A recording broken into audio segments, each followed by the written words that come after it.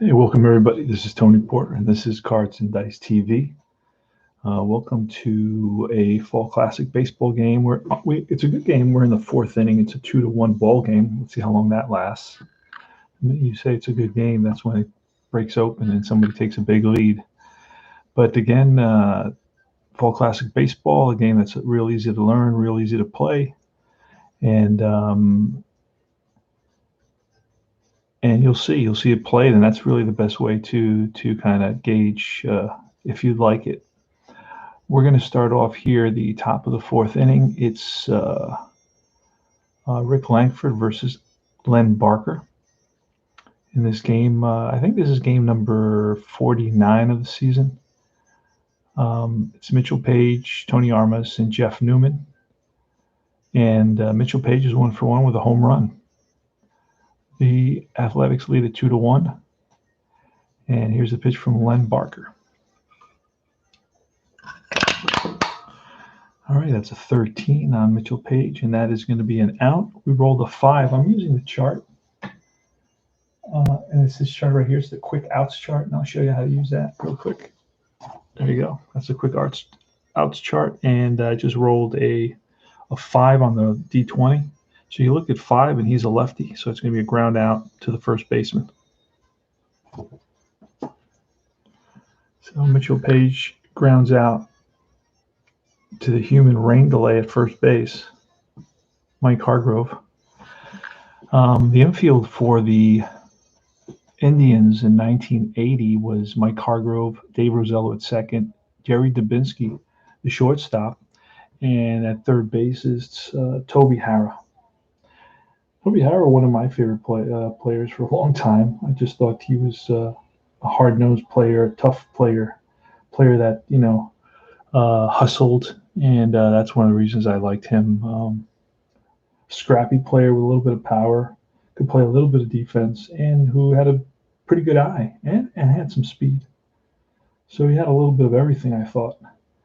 And those are the type of players usually I gravitated to. Kind of the five-tool guys, sort of, whenever you can find them. There weren't a lot of them back then.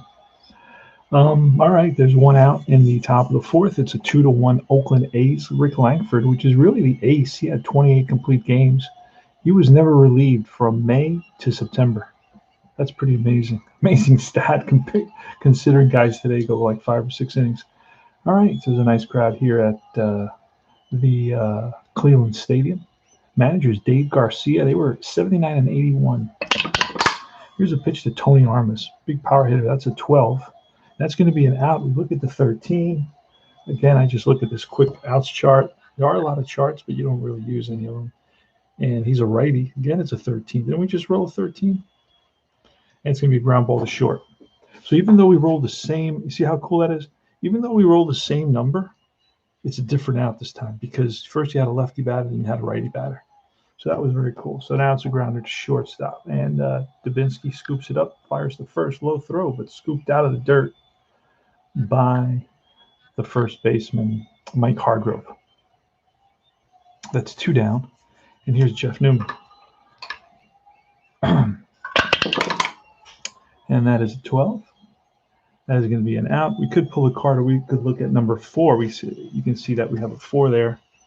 And the 4 is going to say it's a ground ball to second base because it's a 4. And that you don't really, on a lot of these, you don't have to look because if it's a 4, you know it's a ground out to second base. 4-3, and that retires the side. All right, bottom of the fourth. It's going to be Ron Hasse. He's 1 for 1 with a home run. He's responsible for the only run for the Indians. Hey there.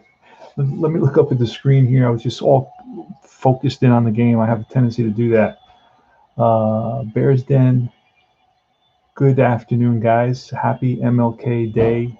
Just remember that MLK in his day was persecuted. He was not a celebrated figure, okay, because he was about protesting the war. He was about protesting social and economic inequality. And with COINTELPRO, the government went after him, intimidated him, surveilled him. They basically stalked him. And these, you can look it up.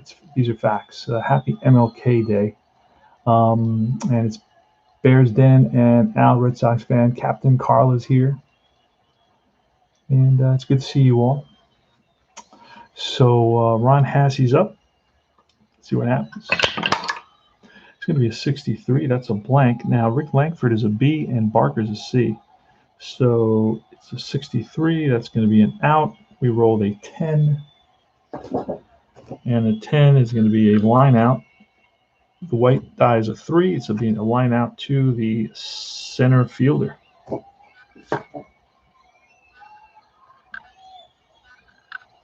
So this is probably the only game where you get line outs to the outfield. I haven't seen another game that does that. But I don't know every single game. So here's Toby Harrell with 1 out.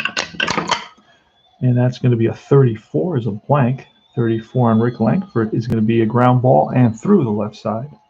Base knock for Harrah. We got a runner at first here. The tying run is Toby Harrah. And he's got good speed. He's fast. You want to make note of that. Keep that in mind. These are PDFs. I printed them out myself. You can get a PDF set for $20. They have every season available. In contrast to like games like Stratomatic, which have, I think, 2 seasons between 1967 and 2003. It's Rick Manning. He's a lefty hitter. He steps in the box. He walked. Let's see what happens here. We're on first, and that's going to be a 32. Didn't we just roll that? No, we did not roll that. That's a blank. It's going to be an out. Now, that's a 3 with a runner on first now, and that's going to be a first base double play. Runner advances. Runner advances on that. Oh, so it's a ground ball to first base, but if the first baseman has a strong arm, and let me get my here it is. And this is the defensive sheet, which you must get. Well, it comes with the game. It gives you all the ratings for all the players. Revering is a strong arm, so it's going to be a 3-6-3 double play. So it is going to be a 3-6-3 double play.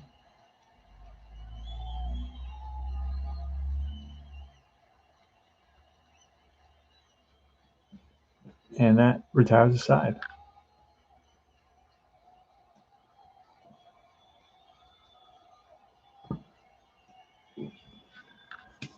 All right, we go to the top of the fifth. Mario Guerrero leading it off. Now, Mario Guerrero, I remember, was accused of not playing hard, and they sat him down for a while. You know, Billy Martin was that was one of his major pet peeves, I guess. If he felt or sensed that you weren't going all out, he immediately, took action, and there were serious consequences.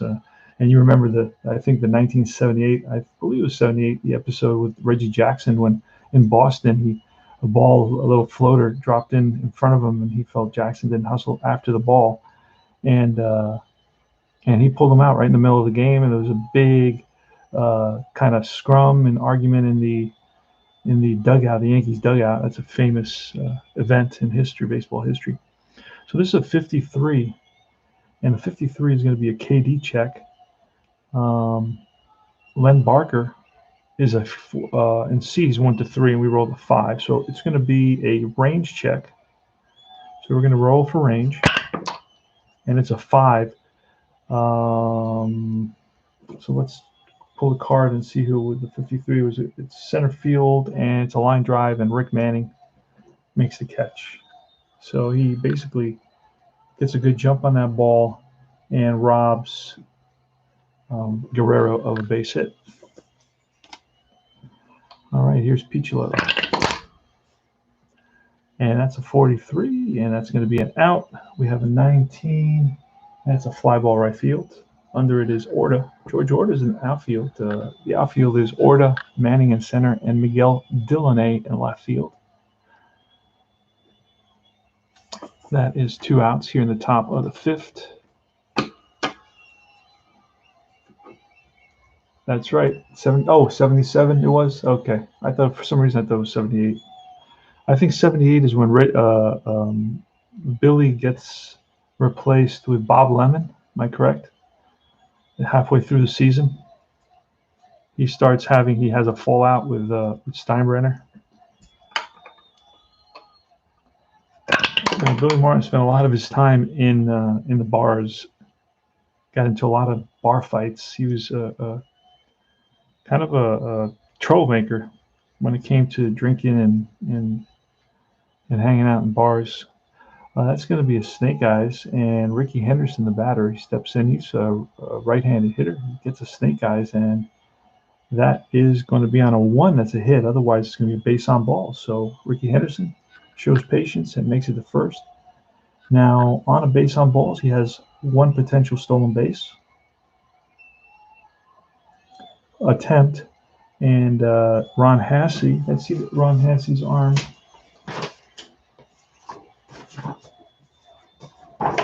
Ron Hassey's arm, it says he is an average arm, so there's no modifier. If he had an S arm, it'd be a -2. So we're looking at a 16. Now I haven't used that D20. I'm gonna use it. It's a 14, and he's in at second base to throw down from Hassey, not in time. So Ricky Henderson walks and then steals second. And with a runner in scoring position, here comes Dwayne Murphy. He's a left-handed hitter. He's 1 for 2 today. He doubled and grounded out. Yeah, that's funny. He sent Paul Blair to right field. Imagine you're Paul Blair. He runs out there. Hey, Reg, Billy wants you in the dugout. What? What do you mean he wants me in the dugout? I don't know, man. He just sent me out here, told me to tell you. He wants to see you in the dugout. That son of a bitch. And I could just imagine and son of a bitch is the kinder language that probably Reggie Reggie used at that time. Reggie was, he was a guy that he had a big. Let me put it this way: he had a big personality, and he could back it up. But he had a big personality. He was outspoken, and it sometimes got him, in trouble. But he was a draw. He was definitely a hitter that could make or break, your season. If he got hot, man, he was unstoppable. He could hit, he could run, especially when he was younger. He had really good speed. And yeah, they didn't call it the Bronx Zoo. And Sparky Lyle wrote a book called The Bronx Zoo as well, right? About those years. I don't know if it was a 77 book or a 78 book. But by 79, that whole team started to get traded away. You lost Rivers, you lost Lyle, um, and the team started to change by 79. I think by 1980, you lose Chambliss as well. So that team from 76 to 79, by middle of 79, you start trading away. Interesting because they traded Mickey Rivers in 79. And by 80, they replaced him with Bobby Brown. Bobby Brown batted 260. Mickey Rivers batted 330. All right, so Dwayne Murphy with a runner on scoring position. Here's a pitch from Len Barker. And that is going to be a 24. That's a 1 and 2 is a hit by pitch. It won't be. So that's an 8. What kind of an out is that?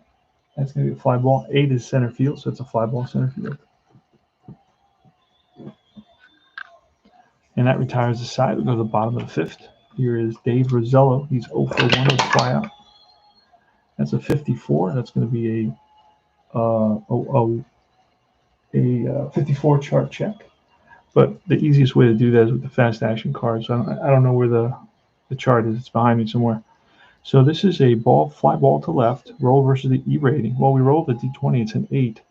Left field is a fly ball to Ricky Henderson, and he's, I believe, a 6. Ricky Henderson is a 6 out there, so he's going to make the catch. It's not within his error range. He does make the catch. That's 1 away.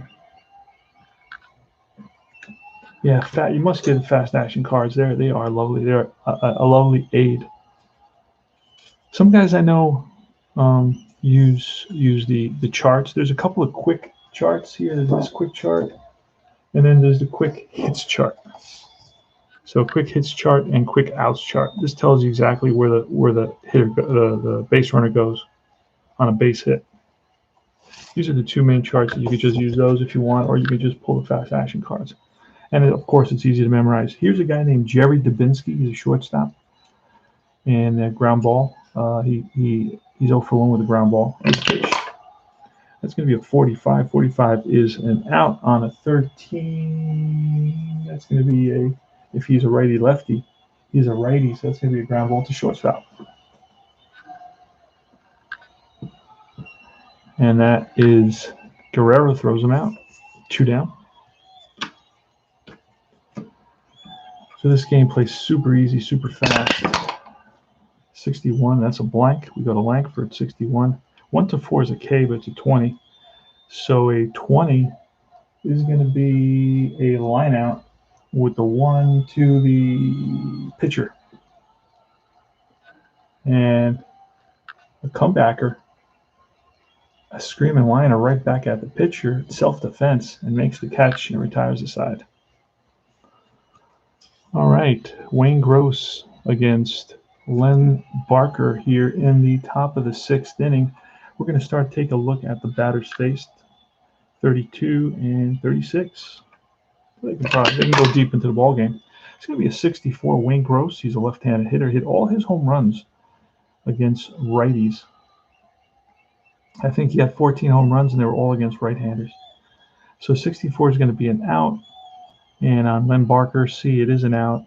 We have a 10. That's going to be another line out. And that's a line out to 4 is the center fielder. Fly ball center field. 1 down.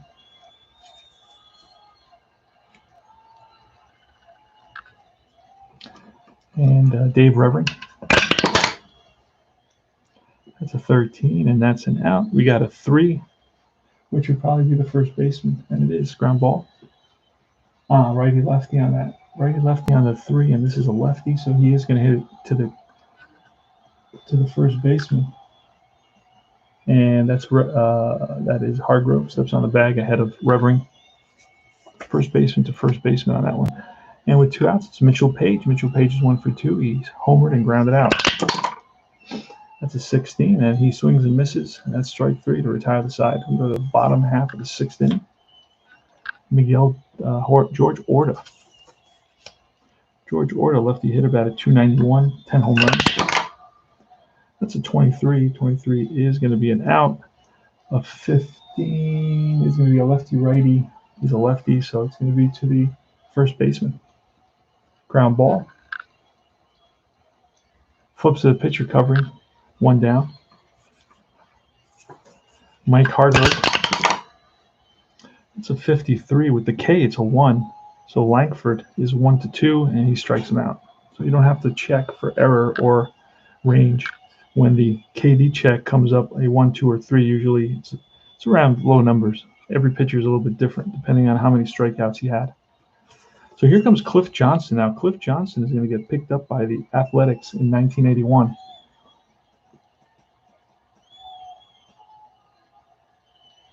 Sounds good, Captain Carl. You're gonna enjoy this game. It's real easy to play. And it's got a lot of variety in its results. It's got the depth of a much more complicated game, is the way I like to describe it. It's got the simplicity of a basic game, yet it has the depth and the variety of outcomes and so forth and details of a more complex game. That's why I think it's really genius on many levels. To be able to marry those two mechanics in a tabletop baseball game is tricky, and I don't know if you can go out and plan that. I think sometimes it's a little of an intangible of something that occurs without you really planning it. It just happens. Some designers and some games are designed in a simple format. I'm going to keep this simple. I don't know if he tried to keep this simple because there's a lot of depth. I just think that he just tried to resolve the issues of complexity and of computation, and it just came out that it flows very, very well. So Cliff Johnson with good power, 6 home runs in 100 and 200 bats. So that would be proportionally would be a 18 home run season. He always hit home runs. I mean, sometimes some years more than others, but he was just a guy who swung. Big guy who swung hard. Using retro sheet on iScore to keep track of all the data. Here's the pitch with 2 outs here in the bottom of the 6th inning. It's a 2-1 ball game. Oakland A's. And it's a 1-5er. That is going to be an out. A 15 is going to be a lefty-righty out. It's a ground ball to shortstop. Rip to short. Guerrero scoops it. Fires the first. Nice stretch by the first baseman, Revering. And we go to top of the 7th. Tony Armas leading it off. It's going to be Tony Armas, Jeff Newman, and Mario Guerrero for the 1980 Oakland A's. Langford against Len Barker. And it's Langford winning by a score of 2-1. The Athletics have 2 runs, 2 hits, no errors. 3 left on base. The Indians are 1 run, 4 hits, no errors, and 3 left on base. 1908. I'm reading that book called Crazy '08. Hilarious, man. So some of these old ballparks, they were open-ended. In other words, there was no fence, no wall. So the guy hits the ball, it rolls under some horse-drawn carriages that were parked, in the beyond the outfield. So the outfielder tries to get the ball as the runner is, kind of chugging his way around the bases, but the horse kicks. So he tries to kind of get in on an angle to avoid the horse's kick, and he reaches for the ball again, and the horse kicks again. So then out comes the other outfielder, and he with a stick and knocks the ball out. And now the runner is around third, and they get the ball, they throw it in, and the guy is, obviously safe, not in time, because they had to, work around the horse. to get that, to retrieve the ball that he hit out to the outfield. So those are some of the stories that you get in 1908. It was really the Wild West of baseball. Anytime they try to create a rule, oh man, they didn't like rules back then. It was it was pretty funny how they responded to every little rule. And I know this one guy, Waddell, right? Waddell was a character and a half. He would not show up for games because he went fishing. When they traded him, they couldn't take him anymore. He had this very kind of casual attitude versus about the schedule and showing up for work. And they eventually got sick of him, traded him, and he wouldn't really go. So they had to hire two Pinkertons to kind of escort him to his new team. So if you read that book, Crazy '08, I got a lot of stories just out of the first chapter. I got to reread the first chapter. That's how funny it was. So there's a lot of crazy stories like that. Tony Armas, top of the seventh inning. 2-1 A's. It's a 61. That's a blank. Len Barker. That is a swing and a miss. Armas swings out of his shoes and heads back to the bench with a strikeout. Here's Jeff Newman. Newman's 0 for 1, a walk and a grab out. That's a 53. The KD check is no good. We're going to roll for the range. It's going to be a range check. And that's going to be a 17. I doubt anybody's going to catch that. We'll find out who the ball is to. It is to the shortstop. There's no way that Dubinsky is going to get that. And it's a ball that's past Dubinsky for a base hit single. Dubinsky does have good range at 13, by the way. But he fails to get to this one, and Newman's got a base knock. Third hit of the game for the Angels here in the top of the seventh. And now it's Mario Guerrero. It's going to be a 51 with an 11. Again, another KD. That's not going to do it. A 51 is going to be a defensive check. It's going to be a comebacker to the pitcher, Len Barker. Barker with an error rating of 0, so he's going to play that. And that is going to be a 12. He's going to go to second for 1. Back to first, not in time. Guerrero hustling down the line, which is unusual for him. And he is safe. Beats the double play. 1-6. Out at second. So that's going to be 2 outs with Guerrero on at first. Here you have Peachlow.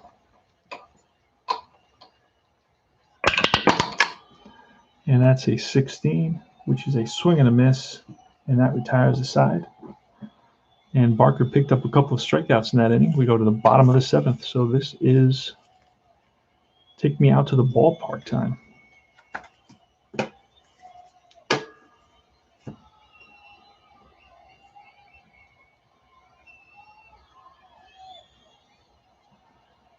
There we go. You can't really see the cards that much anyway. I mean, the only thing I could do here for the cards is something like, let's see, I could do that a little bit, but that's the best I can do.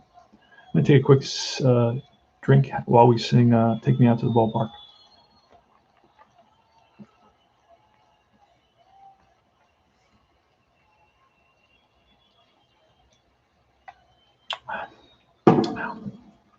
Take a look at some of the Indians. Let's take a Tops break.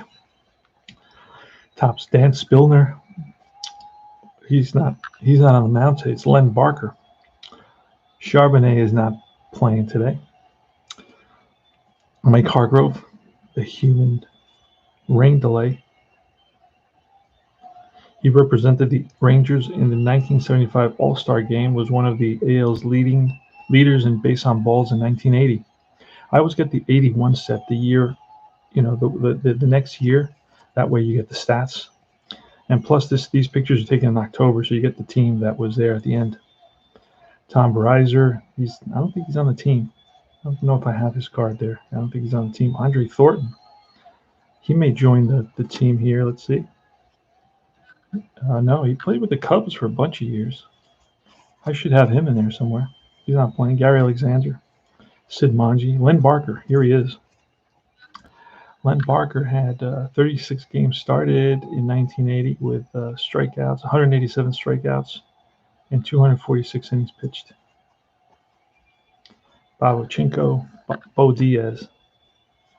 I think he ends up on the Mets in like 83. I think it's Bo Diaz. George Orta, he's batting second today. Wayne Garland, starting pitcher. Jack Brohammer. Here are some Indians future stars: Chris Bando, Tom Brennan, Sandy Whittle. Never heard of those guys. I don't think they became great players. Rick Waits, Ron Hassey, he got a hit today. Ross Grimsley with the hair, he's known for his hair. Big hair. Jerry Dubinsky, there he is. This guy's Polish for sure. Indians, he batted 236, it looks like. Toby Harrah. Here's a Cleveland Indians team, Topps 1981 set. This card's a little damaged there on top. Indians, Alan Bannister. I know he was a Chicago White Sox player for a long time. Dwayne Kuiper. Rick Manning, he's in the outfield. And Miguel Dillonay, there he is. How many bases did he steal? See if it says it. He had 45 stolen bases in 1980. And John Denny. All right, let's get back to the ball game. That was it's bottom of the seventh. It's a 2-1. Oakland A's lead it. It's going to be Ron Hassey, the lefty. He's 1 for 2 today. He homered and hit a line drive to, I believe, center field. Here's a pitch from Langford. And it's a 51. It's going to be a check of 4. And it's not going to be the KD. Not going to be. So we're going to have to roll this again. And it's going to be an error check on the shortstop. And that's going to be, a 1. No. That's the second time we roll. So that's going to be an error on Mario Guerrero. A little ground ball. And Mario Guerrero bobbles it. The throw pulls the rush throw, then pulls the first baseman off the bag. So let's look and see, is that going to be a hit or an error? And it's a big E on the scoreboard. So runner on at first base here. The E6. Tying run is on at first. Toby Harrah. Toby Harrah is an A hit and run guy. So let's all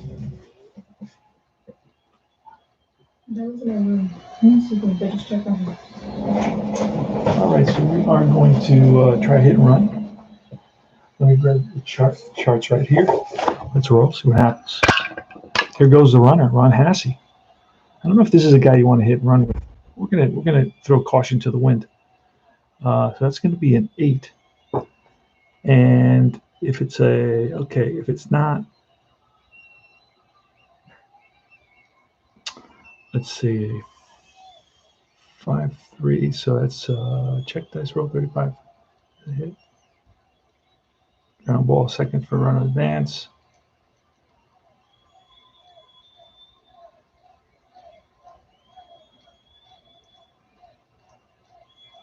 All right, so it's going to be a ground ball. So it's not a 35. It's not a 35.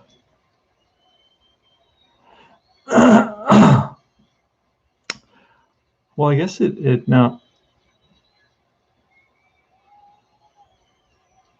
So then it's going to, I guess it's going to be a ground ball to righty or lefty. It's a righty, so it's going to be a ground ball to the shortstop. Runner advances. So that's basically what you want to hit and run.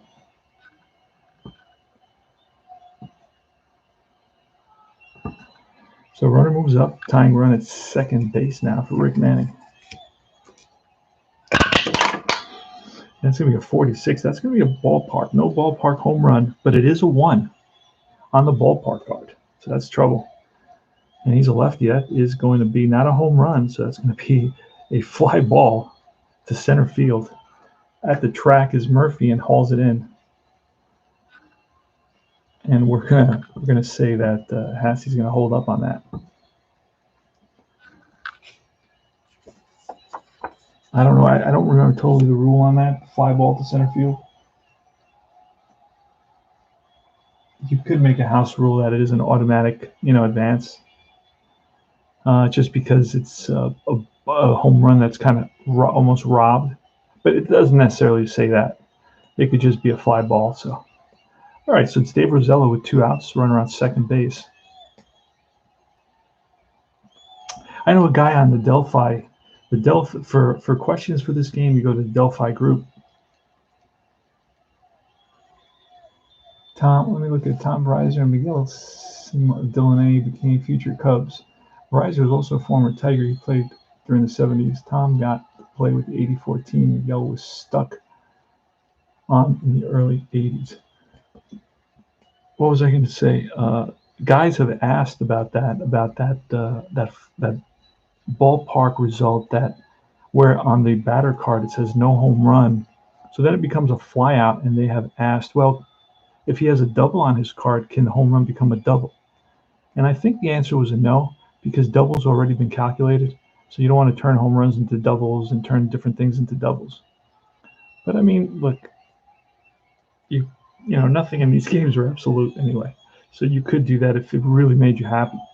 Um, so it's 2 outs. The tying run at second base and Ron Hassey. Now, usually you'd think, oh, the catchers are not good base runners, but many instances they're pretty good base runners. Let's take a quick peek at Hassey. Hassey's an average base runner. So, you know, you'd be like, oh, this guy's slow, he's terrible. But no, he's average. He's not too bad. It's not his speed, really. It has to do with his base running ability and how many runs he scored and that sort of thing. So it's Dave Rosello.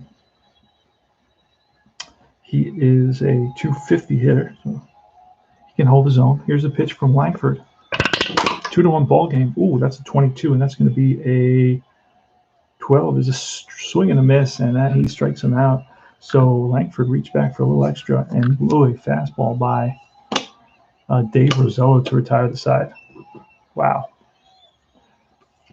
All right, so we go to the top of the 8th inning. 2-1 A's. Let's see if the A's can hold on to this game. A victory complete. I'm trying for a complete game victory for Langford. I'd like to see that. 2-1 victory would be great. Here's Henderson. Henderson with a 15, and that is going to be a 13, which is a lefty-righty. He's a righty, so that's going to go, I believe, to third base. To shortstop. He's a righty, so it goes to shortstop. Ground ball. Hit in the hole, long throw, and just gets Henderson at first. Good speed. Hustling down the line, and Henderson thinks he's safe. Dwayne Murphy with 1 out. Here's a pitch. That's a 46. That's ballpark. Ballpark 3. Oh, boy. And he's a lefty. A 3 is going to be you rip down the line into the right field corner. It's going to roll to the wall. Murphy, big turnaround second, and he changes his mind. The throw to second, the tag, and he is safe. Oh, he considered going to third for a triple and then changed his mind, and he's on there with a 1 out, on second with a 1 out double. Dwayne Murphy. He had a bunch of stolen bases. He has good speed. He's fast on his card.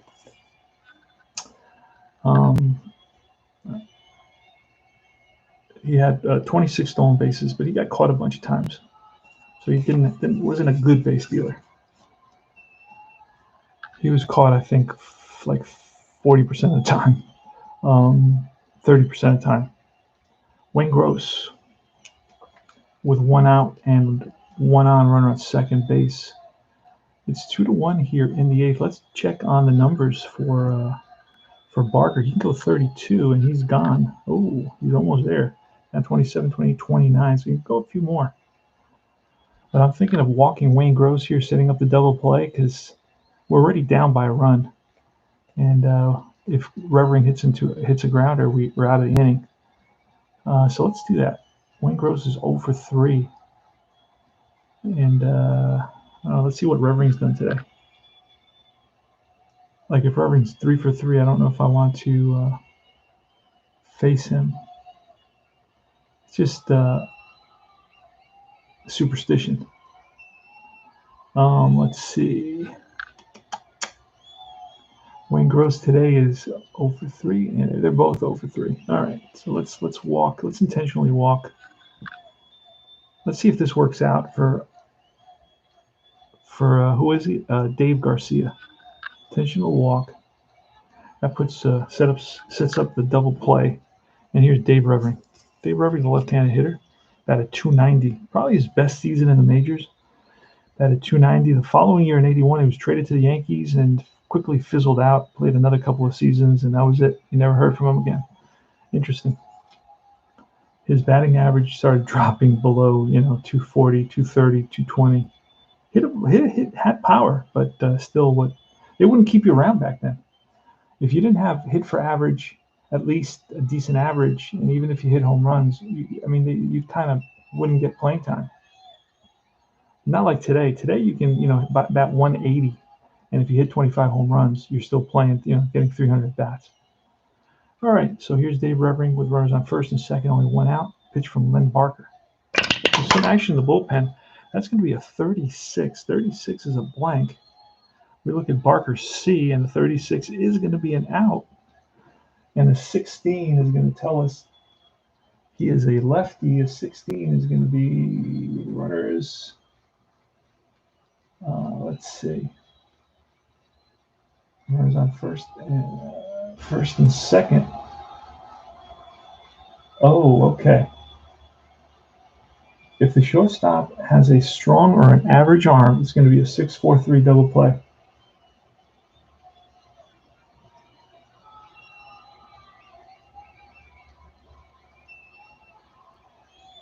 Let's see. Let's see what happens. Let's see what kind of arm Dubinsky has. There's a ground ball to the shortstop, Dubinsky, and he has an average arm. He whips it to second to Rosella for one. The throw to first is in time for the double play. So the strategy worked like a charm. 6-4-3 double play. Got out of that tough that jam. All right, and again it was a 16, which is a ground ball to shortstop. And then with first and second gives you that option for the shortstop strong arm 6-4-3 double play. I love it. Love this game. All right. Rick Langford against Jerry Dubinsky.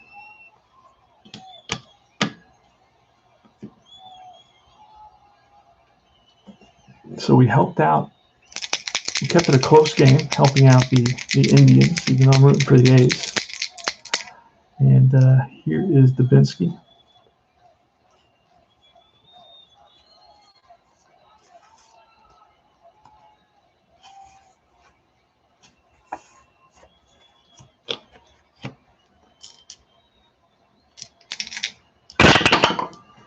That's going to be a 52, and that, is a defensive check. So we're going to have to roll again. The KD roll does not play out.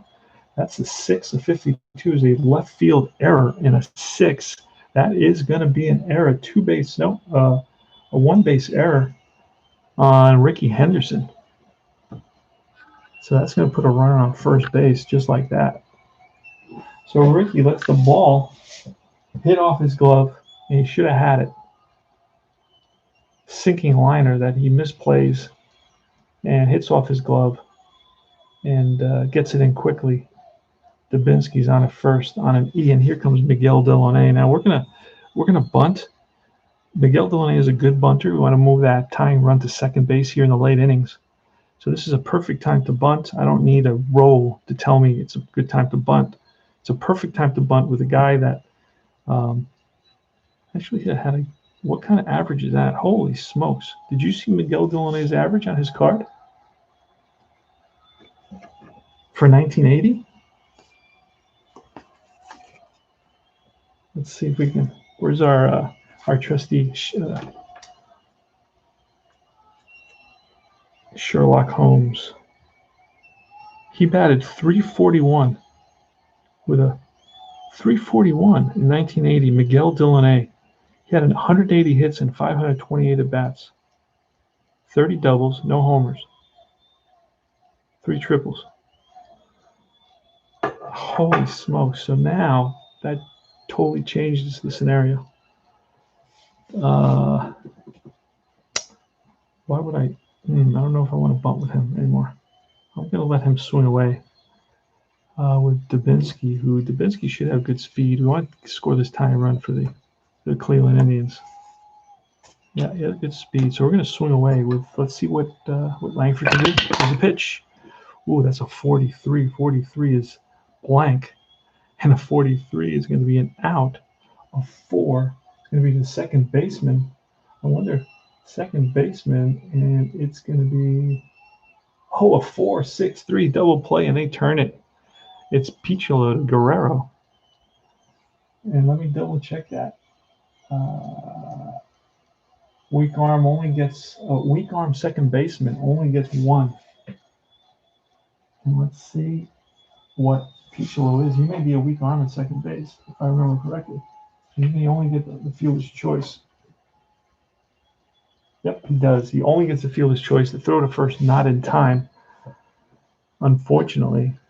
But that's going to put the speedy, the super speedy Miguel Delaunay at first base. All right. Bottom of the eighth, one out, one on. It's Orta, 291, and then Mike Hargrove. Orta batted 291, and Hargrove batted 304. Here in the bottom of the eighth in a 2-1 ball game. Rick Langford is on the mound. And here's a pitch. George Orta now. He's a good hit and run guy. And Miguel Delaunay is a better guy to hit and run with. Normally Delaunay would steal, but in this case, I know he's not stealing, so it would be a good time to try hit and run. Stay out of the double play. Does Orta hit into a lot of double plays? Not really. Doesn't hit into a lot of automatic double plays. And he struck out only 44 times in 500 bats. He doesn't strike out much either. All right, so we're gonna try the hit and run again, see if it works out better for us. And that is a 8. And that is going to be another ground ball to the right side. And that's going to allow, there's only one play, Piccolo to first. So it's 4-3, puts the tying run at second base.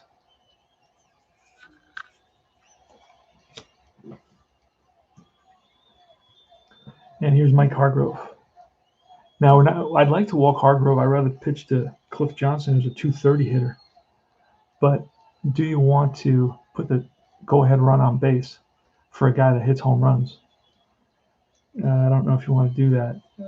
It's a tough decision. It is 70 points. 70-point difference.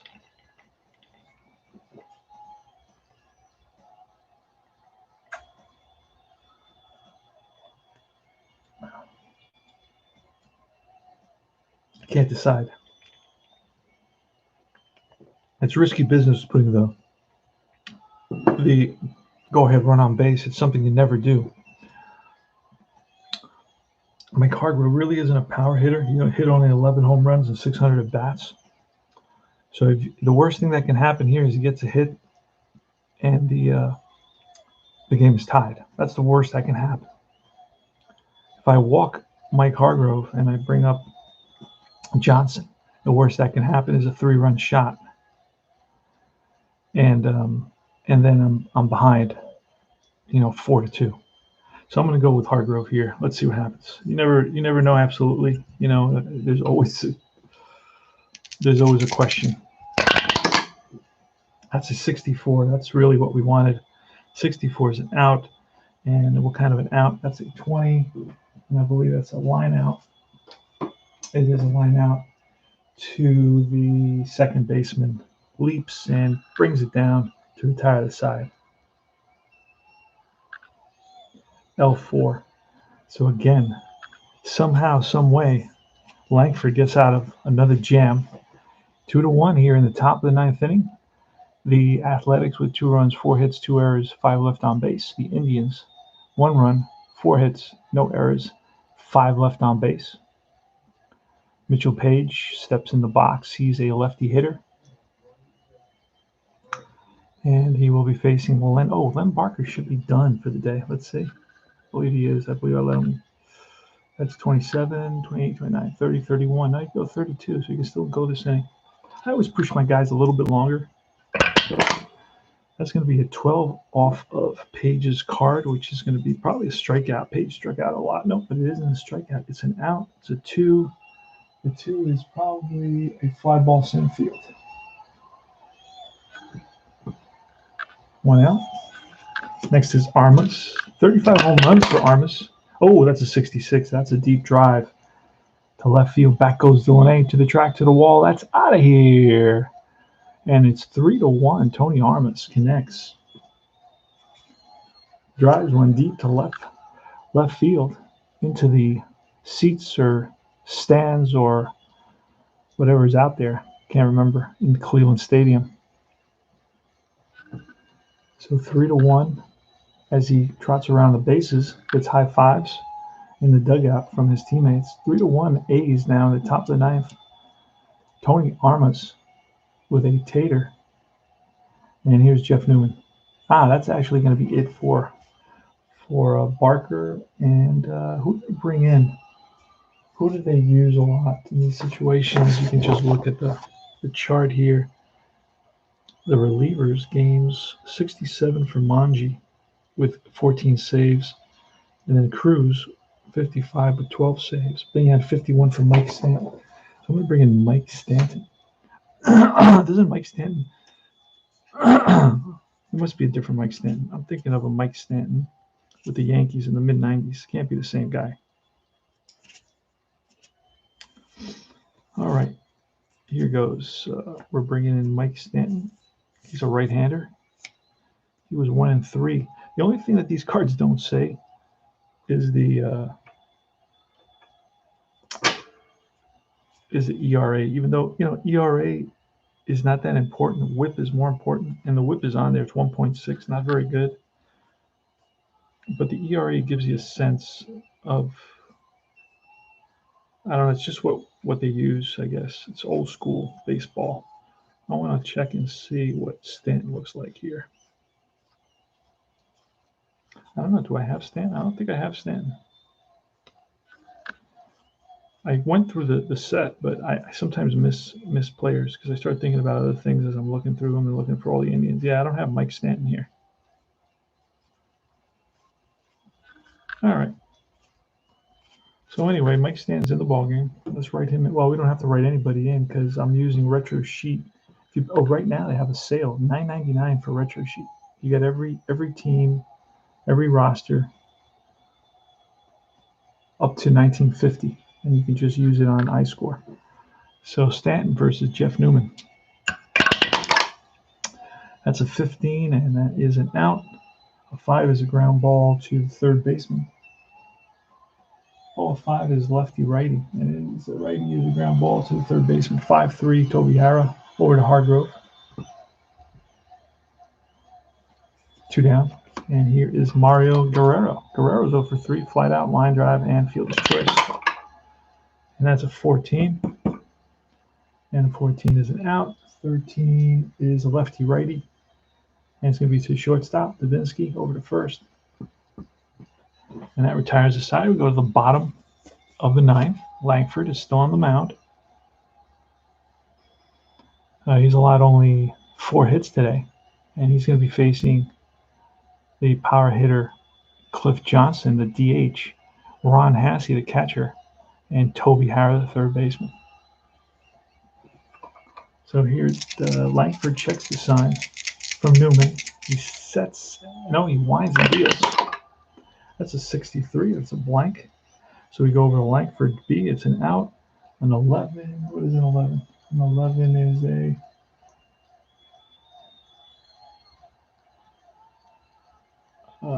3 is going to be a ground ball to the first baseman. So Johnson tops one weakly to first base.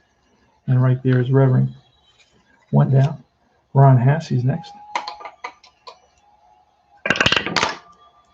And that's a 15. 15 is going to be a 10. It's going to be a line out to the right fielder. Tony Armas, the right place at the right time. Out number 2.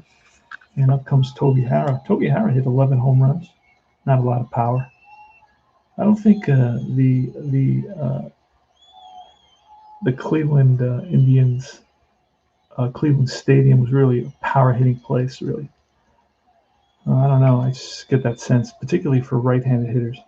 So there's 2 outs. Langford is 1 out away from a complete game, 3-1 victory. Excuse me.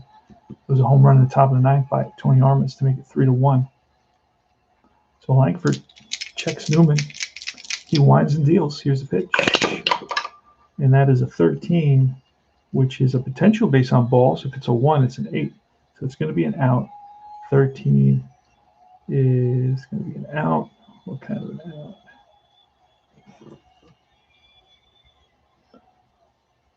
An 8 is a fly ball center field.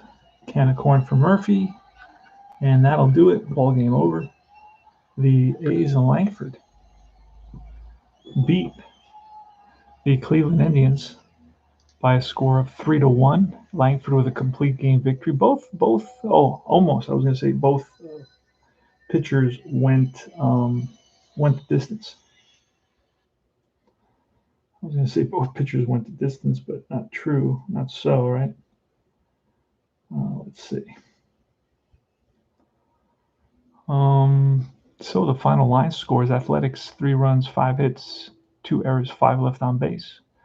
The Indians 1 run, 4 hits, no errors, 5 left on base. Rick Langford's going to pick up the victory.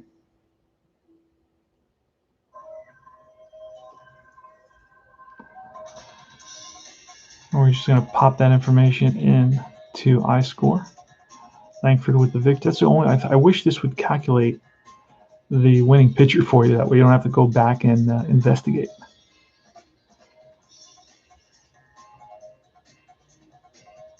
So that's it.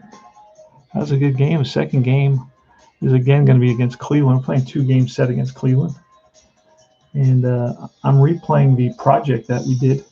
Since there's no project right now, it's kind of because we're waiting for guys to finish. So I decided, I'm gonna do a second replay of the test of the project to see how this one turns out. You can play the same thing again and again and again. You take 15 games. This is a fun little activity or whatever experiment that you can do with yourself. Take any game you want, right? And I challenge you to prove me wrong, right? I love that. I challenge you. Any system you want, any game you want. Play 15 games just to make it simple. You could play 25 games if you want a bigger sample size, but play the same thing. Do it the same. Do it twice. Play. Let's say 20 games. 20 games. Look at your stats, and then replay the whole thing. Do like Groundhog Day. Do a Groundhog Day, and replay the same games using the same pitchers pretty much. Of course, some players later on, the relievers and all that'll change. Pinch hitters will change, depending on lots of different things, but just generally, and you'll see how you'll get 2 different results. Like one time the guy will bat 200, the next time he'll bat 350. One time the pitcher will be lights out, the next time he'll get hammered every game. And so that teaches you a lot. You got to kind of go with the flow with our games. You can't be too get all freaked out. Say, oh no, this is unrealistic results, or this is not this is not an accurate simulation. You can't be like that, because the reality of the matter is, and test my theory. I'm telling you, just to if I'm proven wrong, great, but I'm fearless. I guarantee that you play the same thing. Yeah, the dice rolls are different, Captain Carl. So the dice rolls are different, and it's just that's the nature of our tabletop games. Nothing's ever going to come out the same. So in one game, in one replay, Tony Armas hit 7 home runs. Another replay, he hit only 3. Like I played 30 games with the 71 A's, and Reggie had no home runs. 30 games. The next 15 games, he hit 8 home runs, and all of a sudden he was in the league leaders. So if I would have stopped at 30 games, I would have said, oh, this is not realistic. Look at Reggie. He's got 35 home runs that season. I don't remember how many he had, but he had a bunch. And look, he had 0 home runs. This is not a realistic game. And then all of a sudden you play 15 more games, and now he's got 8 home runs and he's in the league leaders. So this is a real fun game. It's really, you get what you put into it. I play lots of different, like last night I played Replay. Replay it's a fun game. I like the classic Replay. I use this book. This is the classic book from 1980, from the early 80s. That's really cool, but you gotta flip the pages. Like, okay, I just roll my dice, right? Just roll my dice. Column 6. Okay, so I got to go to column 6, see what happens. That is a 2 off the batter, plus a 6 off the pitcher. That's a 7. 7, line drive to outfield. Runners advance 1 base. Runner on third scores. Well, runner on third scores, of course, scores. It's a single. I mean, when do you not score on a single? But, it's fun. So I have to go through. This is old school, big time old school. All right, but it's so now I roll again. Okay, now I got to look at picture number 3, whatever he has under the 3 column, because it's a matrix, and the batter has a matrix. The pitcher doesn't have a matrix. The pitcher has just a row, but the batter has a matrix, and you got to look at 4. Okay, so I scan 4, and I find 4. Right, I find what he's got at 4. Okay, yeah, that adds up. Now I got to compute. I got to do an addition. Okay, it's pitcher 3 points, and batter has a 17, so that's a 20. And this is column 3. So 20 on column 3 is going to be a deep fly to right field.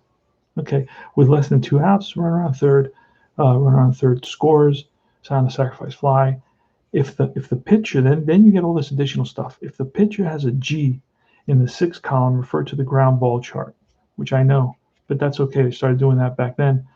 But this book has like stuff written underneath, and then I guess the guy, as he played for many years and as the game changed from year to year, he would cut out the new information and he would glue it onto the book to cover up the previous information, to update his book, because I guess they'd send out maybe these sheets, they'd cut out the new information and he would glue it on here. So now I have the new information there, which is fine with me. It's cool. He did some work for me. But anyway, okay, so now I have the 3rd batter. See how this is taking like really long. All right, so now it's a 13. So I got to look at the 1 on my pitcher, and I got to look at the 3 on my batter. That it's going to be column 1. That's going to be a total of 47. One had 44, the other one had 3. That's 47. I had to add up. Now I got to look 46 to 50. Line out to the pitcher or a strikeout. First base unoccupied, it's a strikeout. First base occupied versus a left-handed hitter versus right-handed hitter, or versus right-handed hitter versus left-handed hitter, foul out to shortstop. Left-handed hitter versus left-handed pitcher, or right-handed batter versus right-handed pitcher, line drive to the pitcher. 1-1 die. If higher than pitcher's large defensive rating, double play, 1 to 3. So it could be a double play if something, I can't even understand that the way it's written. If not higher, a line out. Oh, it's okay if the, I guess the white die is higher than the pitcher's defense. If not higher, then it's just a line out. So if it's higher, it's a double play. That makes no sense. Okay, if higher than the pitcher's large defensive rating, pitcher only has 1 defensive rating. So that's another thing that's confusing. So if it's higher than you see what I'm saying? It's just tell me it's a line drive double play if you roll, if it's a 3. If it's a 2, it's not, it's just a line drive. Just simplify. Don't make me do the work. But you see, that's why, I analyze these games. It's not just like I say, oh, this is boring. This is boring. I'm going to put this away. I analyze the game. I tell you why it is what it is and why I think, and why I share my opinion with you and what I base it on. This is replay is a fun game. It's an old school game. So lots of guys say they love it. They have all that memorized, and they could roll anything and they'd be like, oh, 44 on column 1. Oh, that's a strikeout because there's nobody on base. They've memorized it, and it is easy to memorize. So and it has a nice flow. It plays clean.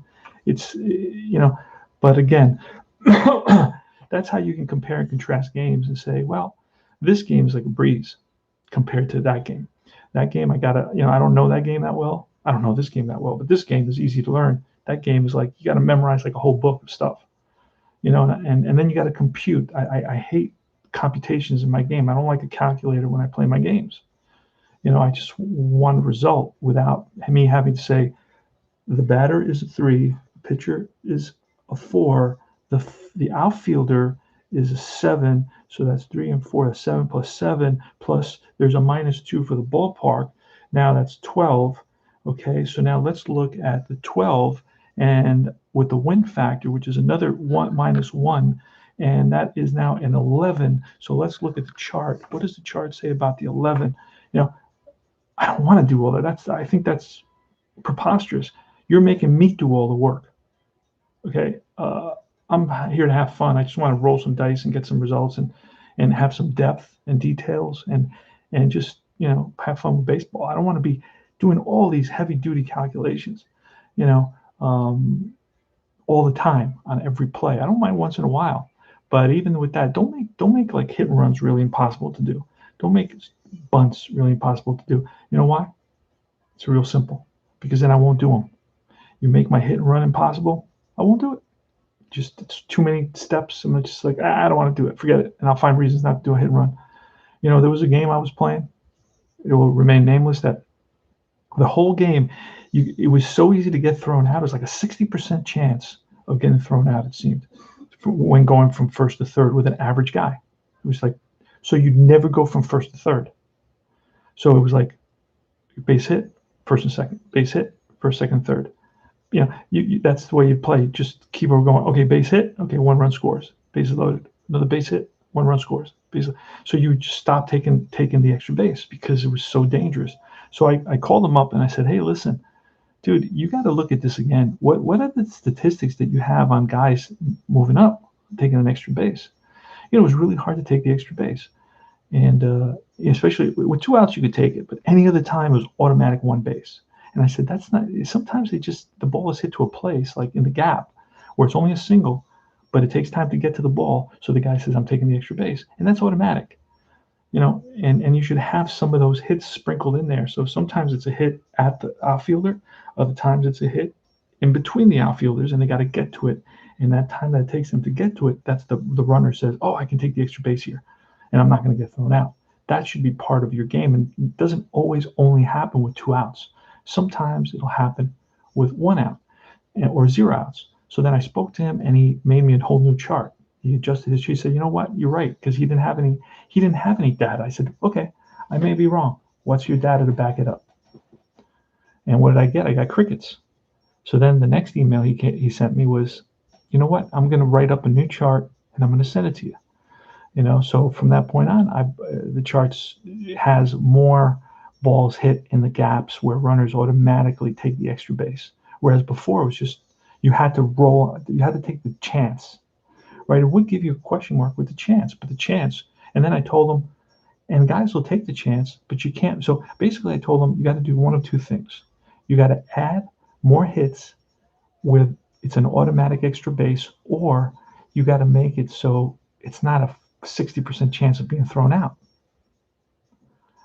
Okay, so then of course, designers always have to do their own thing because they can't be guided by you. They don't want to be like, discredited or shamed into being, incompetent or whatever you want to call it, which is extreme. I'm not calling anybody incompetent. These guys are all good. But then what did he do? He made it real easy to reach the bases. In other words, in your risk, he made it super easy, and he also added a whole bunch of opportunities to move the extra base.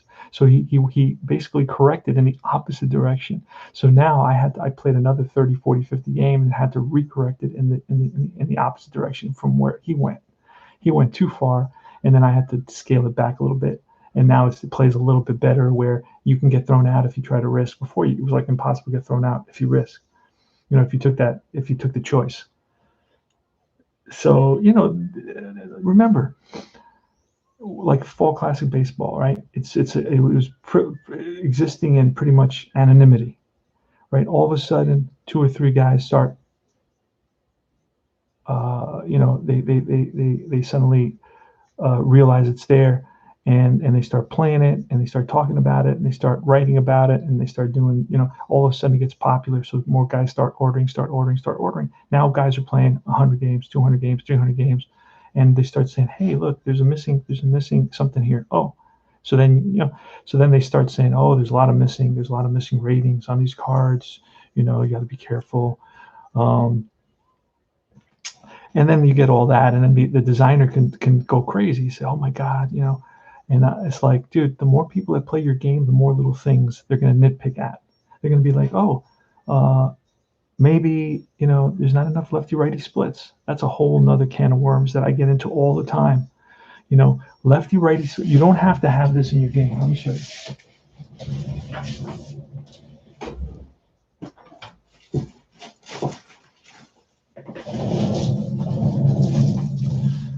See, this is a classic game engine right here.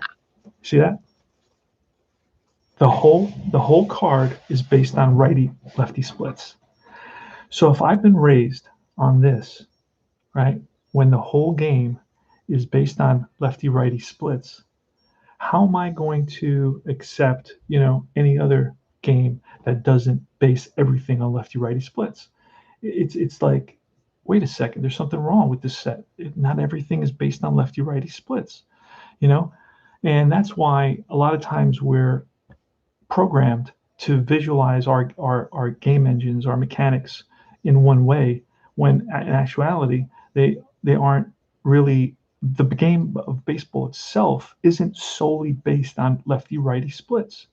Now, you could say that this is done because I think they have like 208. When you look at the pitcher, Garrett Richards, I think he's a pitcher, and then Carlos Perez, I believe he's a catcher. Yeah.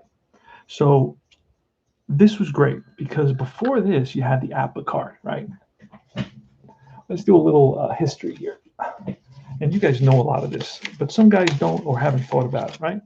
This is a newer APA card. Right here, you got the APA card. Let me slide this down so you can compare and contrast. Okay. And because the reason I'm contrasting with our classic games is because we've all been raised on these classic games. Some guys have Status Pro, right? They got the Status Pro. Other guys have this other game, Sports Illustrated, but most of us, the majority of us, have been raised on the Stratomatic or on APA. And now, when you look at cards and you don't have a lefty-righty split, not the whole game engine, I was talking about the chances. This was a great idea. Okay, and the reason you have lefty-righty split is because it adds a larger dimension to the results. You have 208 chances total here. There are 36 on each. What do I mean by 36 on each, right? Because you can look at this and say, oh, wait, there's only 2 to 12. What are you talking about, 36? You don't know what you're talking about. You don't know how to add. Hey there, Bums, how are you, brother? Yeah, I'm comparing and contrasting. I'm doing this scientific thing right now. I'm all into this. So 2 to 12, right? Hey, but that's like 1, 2, 3, 4, 5, 6, 7, 8, 9, 10, 11, right? I think it's 11. 1, 2, 3, 4, 5, 6, 7, 8, 9, 10, 11. Yeah, it's 11. So no, that's 11. That's not 36. No, they're talking about the chances. The chances that you can roll a 7 are like 6 opportunities to roll a 7 when you roll 2d6, right? So they add up all those different chances. Like there's only one chance. Wait, it's usually, I think it's a 7, right? That has the 6 chances. Then it goes 5 and 5. Then it goes 4 and 4. Then it goes 3 and 3. Then it goes 2 and 2. Then it goes 1 and 1. The 12 and the 2, there's only one chance of rolling those. When you add all those chances, it adds up to 36. So hey, how you doing, Dan? How are you, brother? So you got 36, 36, 36, right? And that's what is that? 30 plus 8, whatever it is. Okay, then you got another 36. The whole thing adds up to 208 because that's on the batter card, and then of course you got the pitcher card. So I believe it's 108.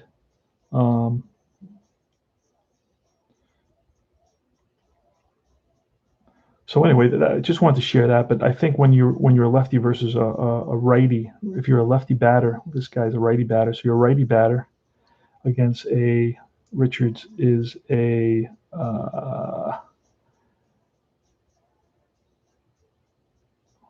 throws right. He's a righty versus a righty, right? So you're batting. So this you would basically only use one of these. But anyway, my point is that they get lots of results off their card, but not every baseball is not run on solely everything is affected by the splits. That's one of my arguments. A pitcher, if he has good stuff, if he has good velocity, if he has good location, if he has a good catcher, if he has a good defense, he's going to get guys from his side of the plate out the majority of the time. Doesn't matter if it's and from his side of the plate and from the opposite side of the plate. Again, if he has good movement, if he has good velocity, he's got good break, if he's got a good catcher, he's got a good framing catcher, if he got a catcher that knows his hitters and knows the weaknesses, and he has good infield, good outfield, and if he's got a good ballpark, it doesn't matter if it's a lefty or righty, he is going to. So my point is this: you don't have to. And by the way, altogether is I think 208 chances on the Strat card. That's one of the reasons I like Strat, right? Because this only had 36 opportunities. So this is minimal in terms of this is APA versus Strat. So this is real simple. Still a great game, very fundamental in its math. So it gives you a good accurate result, accurate results. This is also accurate, very accurate game. Again, you're not going to reproduce your stats. So don't think, oh, this game has been around for 111 years. So now that's much more realistic. Let me break it to you. 2 plus 2 is 4, whether it was in 1950 or was in 2021. Okay, so this game is based on 2 plus 2 is 4. This game is based on 2 plus 2 is 4. This game is based on 2 plus 2 is 4. So they're all going to give you more or less results, but none of the results are going to be different. And I challenge you. I threw out the challenge earlier. I told you guys, you take this game, play 30 games, 20 games, do 20 games, easy, with a set schedule, and then finish. Look at the stats, compile them, and then play the same 20 games using the same 20 pitchers, same 20 starting lineups. You're going to get a whole different set of results. Do the same thing with APA. You'll get a whole different set of results. In one game, Asdrubal Cabrera will hit 8 home runs in one season replay. In the next season replay, he'll hit 1. Or he'll bat 340 in 20 games, and then he'll bat 197 in the next 20 games. Because you need a big sample size. So when you get a new game, you got to play it for a while to have be able to say anything about the realism or the accuracy of the game, in terms of results and stats and all that. I have guys that, I'll ask, hey, how many games did you play? They're like, oh, they'll be like, oh yeah, I played that game. I go, how many games did you play? No, I'll say, do you still play it? No, I don't play it anymore. Go, how many games did you play? Oh, I played 2. Well, then how do you know that you didn't like it? You only played 2 games. What? But if you can tell me I don't like this or I don't like that, you could say, oh, I don't like a 50-50 game engine. That's fair. That immediately. You don't have to play a lot of games to know that you don't like a 50-50 game engine. But at this point, I don't care about 50-50. I don't care about anything. If it's easy, I don't want to have to memorize stuff. If I have to remember that when I roll, okay, this is a big issue.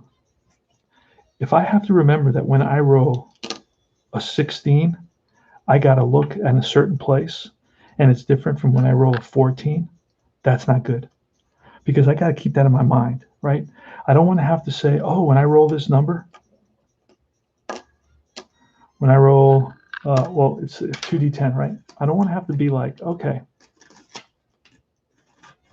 if I roll a 30, I don't want to have to remember, oh, that could be a wild pitch. You know why? Because that's putting stuff on me. Okay, I don't want to have to, that's just one example. I don't want to remember that when I roll this, it's different than if I roll that. Or if I roll this, a 50, I can't roll with it. I need 2d10. If I roll a 50 is different than if I roll a 49.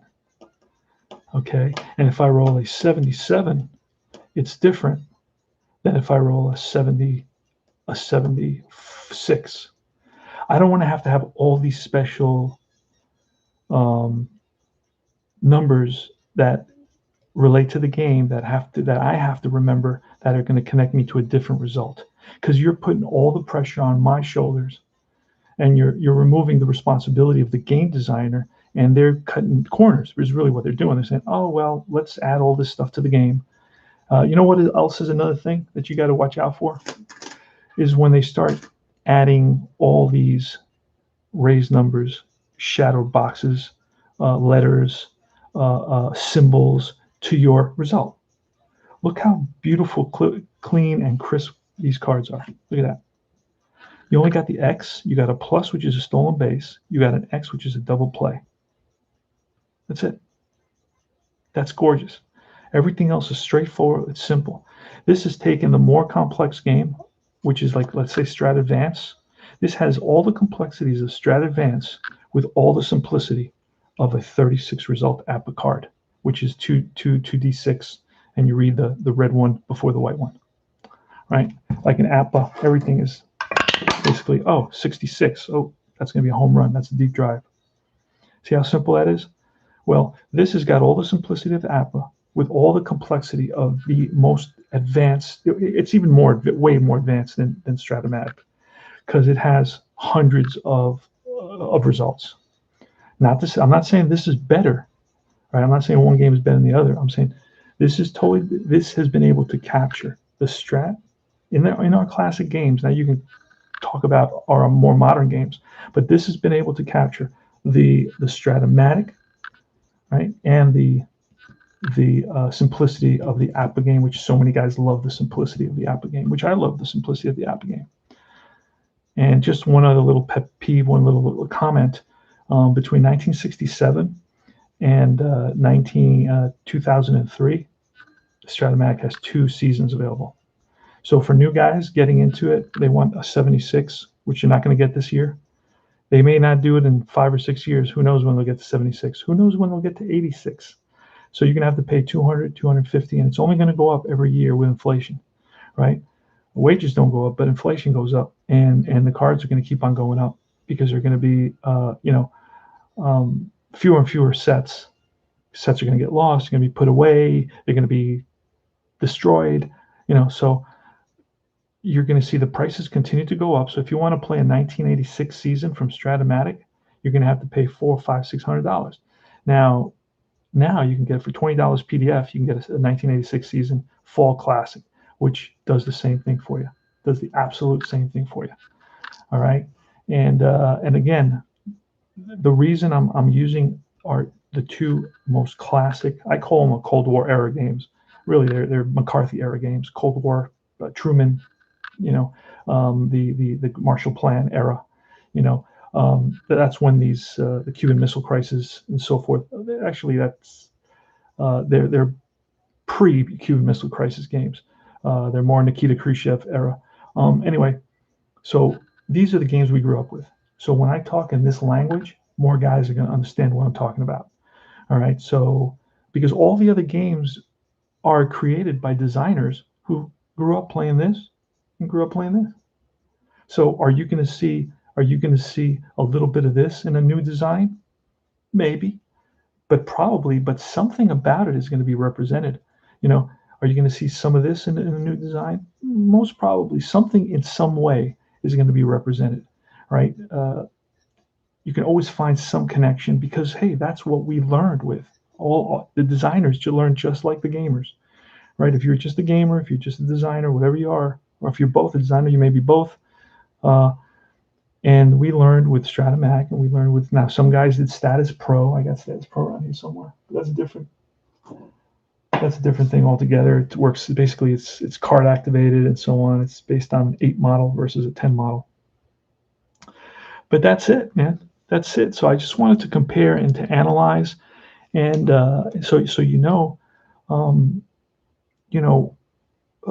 what really Full Classic Baseball has been able to achieve. It's been able to achieve the depth and complexity, the breadth of a Stratomatic Advanced, not the basic. Right, the basic was a little bit more complicated than, of course, this, because it has, again, 36, 108 on that side, and then 108 on the pitcher card.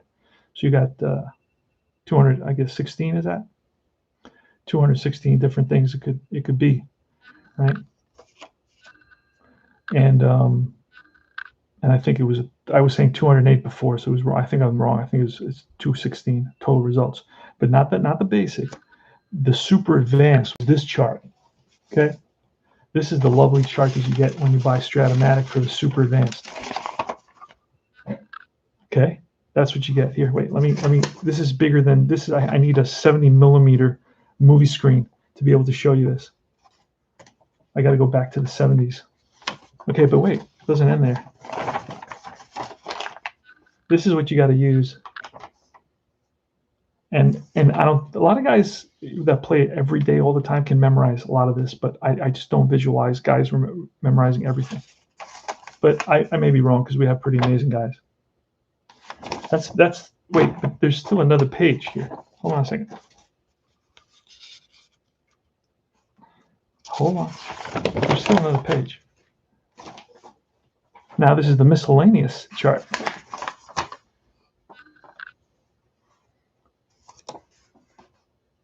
All right. Oh wait, it doesn't end there. Okay. Now that's a super advanced, my friends. That's a super advanced. Or do you want to see everything that's on those two charts right here for $20 for a PDF, any season you want? Okay, that. So this simplicity, this card has been able to capture everything. These two things right here have been able to capture everything on that chart I just showed you. Everything on these two cards I just showed you. All right. So, and of course, it's the simplicity of APA with the complexity of the Stratomatic Advanced. And that's really ultimately what you're getting here. So if you're a Strat guy or an APA guy and you want to try a game, there's other good games. There's Inside Pitch is a good game, although it has its and I'll talk about that. I'm going to play Inside Pitch, and I'm going to talk to you about specifics on what I find to be the issue with Inside Pitch, and they should be reworked. And I've already mentioned it. Certain things need to be reworked. It's not a finished product. I'll be honest with you. I think certain things need to be tweaked. You could either tweak them yourself, as some of us have done. Like I know Anthony has created a separate chart for base running and so on for certain things. Other guys have done that. You could do it yourself, or the game engine could be tweaked a little bit. And I know the designer has tried to do fast action cards. He has been, influenced by guys saying, "Hey, this is tricky. I can't learn the base running. This is harder than I thought." So then he said, "Let me create fast action cards." But then he didn't follow through for some reason. I don't know why. He just kind of stopped. He didn't put them on the market. He has them, but he didn't follow through. So then you have Payoff Pitch. Payoff Pitch is a real fun game. It's an easy game to play. Okay, that's a good game. Then you have you have Payoff Pitch, Inside Pitch. Really, you have Replay Baseball. That's another pretty good game that you can play. It's a little bit more of a learning curve there because there's a lot of modifiers that I call them modifiers. There's a ton of little modifiers. So every other result is going to have a little star or a little money sign or a little cross or a shaded area or a raised letter or a, so you're going to have to learn all that stuff to be able to play the game, within 30, 35 minutes. You don't want to take an hour and a half to play every game, even though, it's not about the time, as long as you're having fun. But you want to minimize all that, in my opinion, and that's one man's opinion. But I think, I made a pretty good argument for what I have brought, I've shared with you guys about Fall Classic Baseball. Now, I've never said any game is the best. I've ultimately said each game offers you a little bit of something different, but ultimately it's like the bunt, right? The bunt in one game, you have to calculate 7 different factors. So for me to lay down a bunt to get the pitcher to square, I got to calculate 4, 5, 6 different things. I'm not going to think them all through right now, but there's a bunch of things to calculate. You got to do a +1, a -2, a +1, a -3, and a +3. And then what do you get? You get a 0. So why the hell did you make me count all that for? What do you think? I'm a stupid ass or what? All right. So basically, bunting, has 4 main results all the time. Only has 4 main results. Yeah, either it's a good bunt, somebody feels it, they throw it to first, the guy advances. That happens. That's a good thing. Or it has a strikeout where the guy misses the bunt or pops it up foul or it rolls foul. That could happen. It has a fielder's choice, right, where you bunt it right back to the pitcher. You didn't get it down to the left side or the right side and make the corner infielder play it. So the pitcher turns around and whips it to second and usually gets his man. I'm not talking about rare plays. That's a different story. And then finally, you get the pop-up. He pops it up. It goes to the first baseman or goes to the catcher. And then a rare incident, you can whip it to first base and you get the guy, or you whip it to second base and you get the guy before he gets back. That's for a stupid guy. You don't get a stolen base attempt on a missed bunt. You just don't get that. It's very unusual. It's a rare play that because the guy's waiting for the bunt to get laid down. In other words, he takes his lead, step, step, step. He's watching. You lay down the bunt. Now he breaks for the next base. He doesn't just the minute the pitcher releases the ball just run blindly to the next base. That's something totally. That's like a hit and run. And even with a hit and run, they're looking to see if he hits the ball. But that's with a hit and run with a stolen base that they would do that. The stolen base, of course, they would get a bigger lead. It takes time. You got to watch the pitcher. You got to know what you're doing. On and on and on. You got to watch they don't throw to get you first base. So, but on a bunt, there's only 4 results, guys. There's only 4 results. Then everything else is an anomaly. It's an outlier. Okay, anything else that's going to happen, the double play is going to be the error on the play. It's hit back to the pitcher. He bobbles the ball. He throws the second for fielder's choice. It's safe. Okay. So, but it's still a sacrifice for the batter. But now it's an error on the pitcher. So both runner on first, right? It's a sacrifice and an error on the batter for the batter, and an error on the pitcher. That'll happen, but that's a rarity. That's more of a rare play. Most of the plays are again like fielder's choice, strikeout, good bunt, or pop. Those are pretty much the 4 main things that happen. And so I don't need a real complicated. Where's my APA book? Oh wait, I got it right here. I'm not picking on APA. I'm just saying because this is not the only game that does it. But this is pretty funny. Wait a second. I gotta show you this.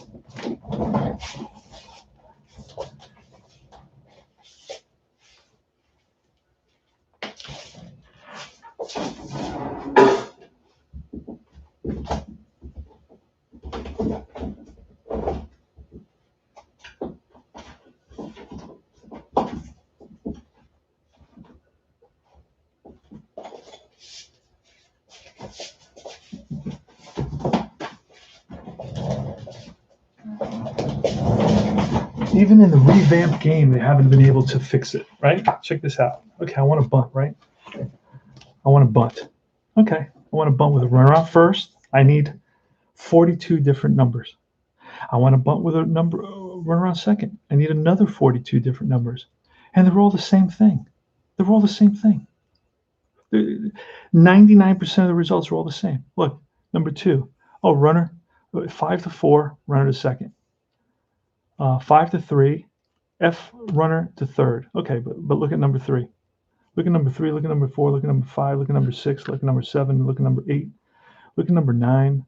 No, number 8. 9 is a little bit different. Then you got 10 is a little bit different. Then you got all these are pretty much, they added injuries. But look, this doesn't stop there. I want to bunt. Runner on first, runner on second. But now I want to bunt with a runner on third base, which is a squeeze play. I need to have a whole separate set of results. Then I want to bunt with first and second. I need another page of results. What are you doing? This is a bunt. What the heck? Oh, I want to bunt with first and third. It's a squeeze play. Look at this. Oh, I need another 42 results. Yeah, but what if I want to bunt with second and third? It's another squeeze play. I need another 42 results. And then finally, I want to bunt with the bases loaded. It's another squeeze. You couldn't have just like one little couple lines of squeeze play. You had to have 42. You had to have 42. Another 42. Another 42. So it's 126 results. Right? 126 results for 4 results, for 4 things that could possibly happen. Dude, you're nuts. And APA hasn't even changed. This is the new book. This is one of the new books. This is like maybe 5, 6, 7, 8 years ago. They have a newer one now, which is a ginormous book. It's like, it would take up my whole desk. Don't ask. But why? They didn't even correct it. They didn't even say, you know what? We're gonna leave that as an alternative. I don't think I've ever used a bases loaded squeeze play or the second and third squeeze play or the first and third squeeze play in my 45 years of gaming. Never used it. I don't even know why it's there. I never used it. It's just taking up space. It's ridiculous. You don't need that. All right. Now, if you want to look, I'll show you Fall Classic. Oh wait, but let's look at here. Here I got sacrifice bunt chart. I got hit and run chart, sacrifice bunt chart, squeeze chart. There we go. All right, this is good. This is way a bigger improvement, much bigger improvement. Okay, so thumbs up on that compared to what we just saw. This is the Stratomatic bunt chart. Okay, but it does have a bunch of stuff here that you got to read about, which is okay. I mean, it's all right. Then you have the descriptions. You have sack, bad, pop, deep. Yeah, this is pretty good. This is pretty good. I don't have any complaints about that.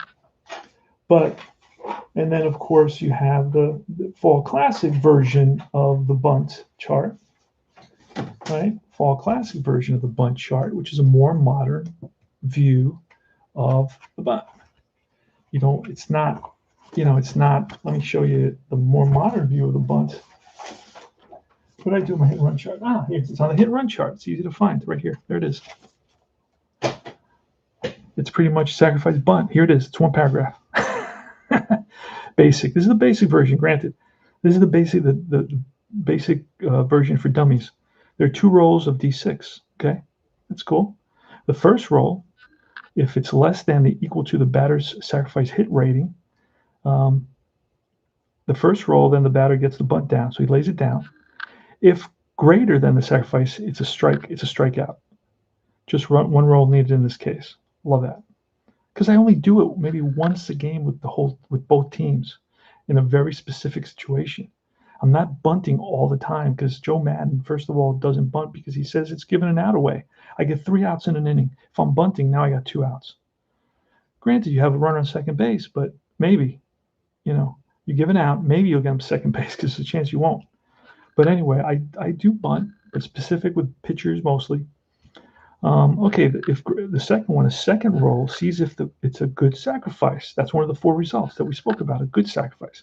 If greater than the lead runner is out, fielder's choice, which is the second thing that mostly happens, right? So you got a potential strikeout, a potential good bunt, a potential fielder's choice, 3, and then if he fails in the second roll, you re-roll the 2d6, and if you get a 2, an 11, or a 12, it's called craps, and then it's a double play, which is more a rarity.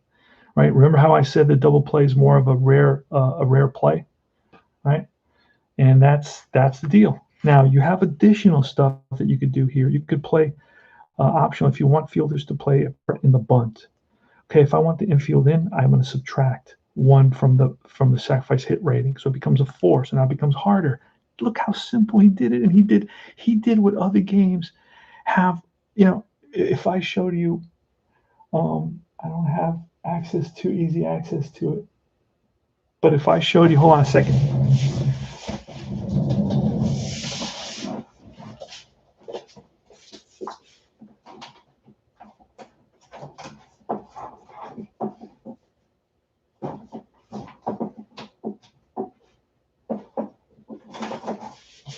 Okay, I found it. Amazing that I found it. All right. This is the bunt chart here. Check out this bunt chart. Now you got to look at what they're playing, because on the bunt, if the infield's in on the range, it's a +2. On the ground ball double play, it's a +1.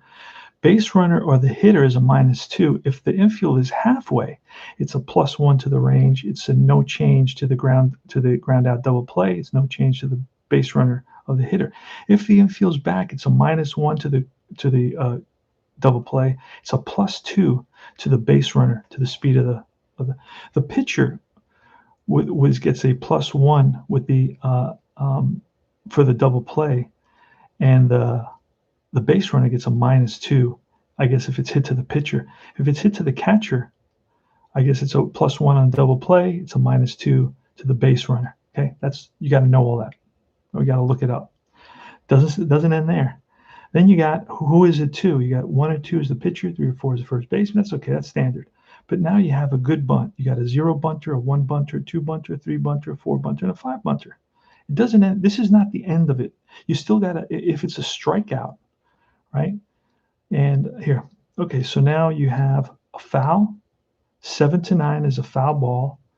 If he's a 0 bunter, if he's a 1 bunter, it's okay. Lead runner, you get the lead runner if it's a 10-3, if it's 11-14, 13-15, 14-60, 16, depending on the bunter, right?